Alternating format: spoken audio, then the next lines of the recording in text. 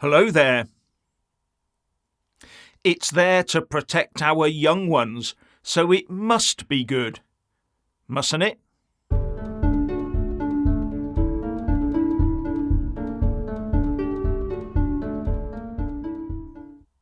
It's all about the youngsters, we're told.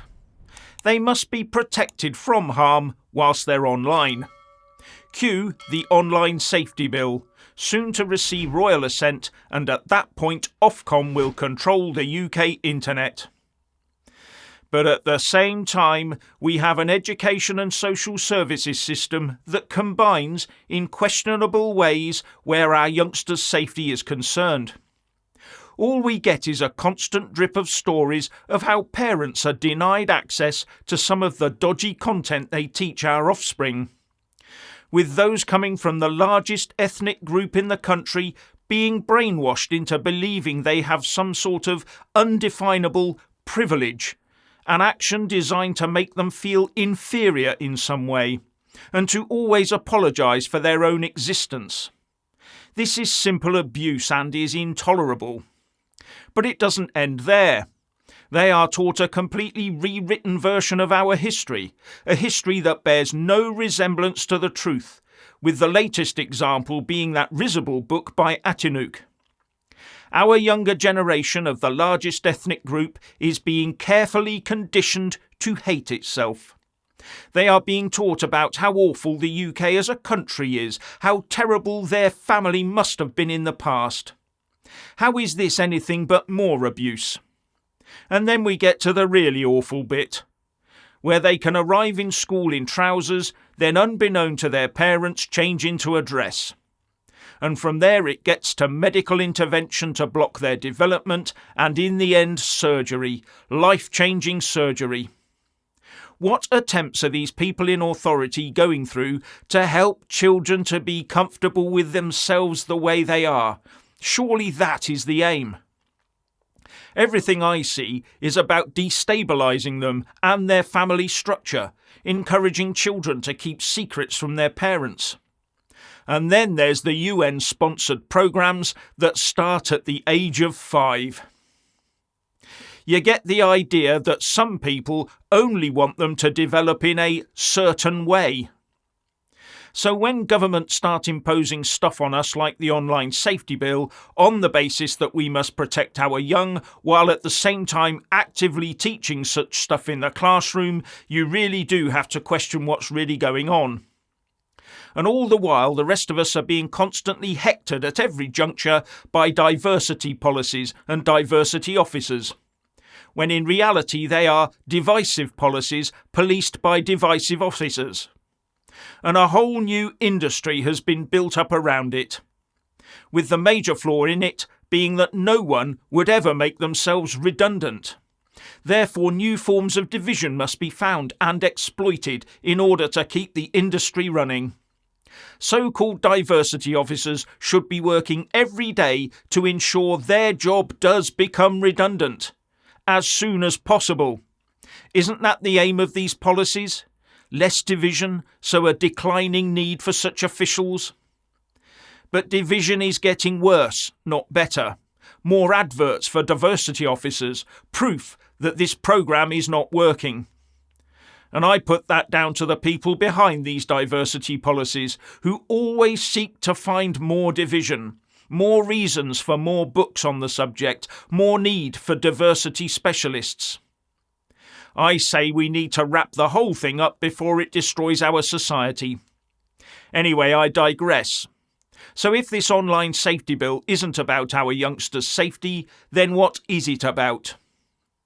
It's actually about reining in freedom of expression for everyone on the internet, with Ofcom deciding what we can and cannot see.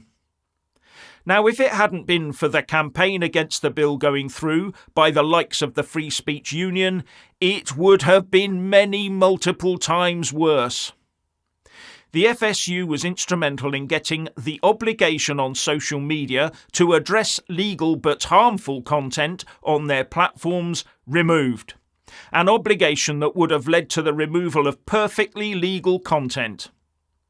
They also managed to get the criminalisation of hurty words removed too. and got the weak requirement for a regard for freedom of speech to the stronger having particular regard for the freedom of speech.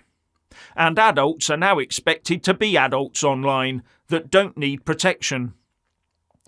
But the FSU also says that it is disappointed that this bill has actually gone through, and that this is not the end of the story as far as they're concerned. Because the next step is for Ofcom's chief executive to set about the process of drawing up the first safety standards that the UK internet will have to follow, on pain of huge fines or even imprisonment for executives. And this is doubtless when we'll start seeing the problems surrounding free speech develop. The real worry is that over time the default will be to become more and more safe. Social media sites might decide that it's far safer to stick to fluffy kittens on their platforms rather than allowing robust and legal debate on the hot topics of the day. The bill also requires messaging services to examine private messages for illegal content, such as terrorism, for example. Now, the earlier version of the bill wanted to give Ofcom the ability to spy into every message. But many of these messages use end-to-end encryption, which only the sender and receiver can see. So it would have to change to become sender to encryption service to be scanned, then encryption service to recipient. But what about businesses messaging their perfectly legal commercial in confidence stuff? This aspect of the bill has weakened privacy.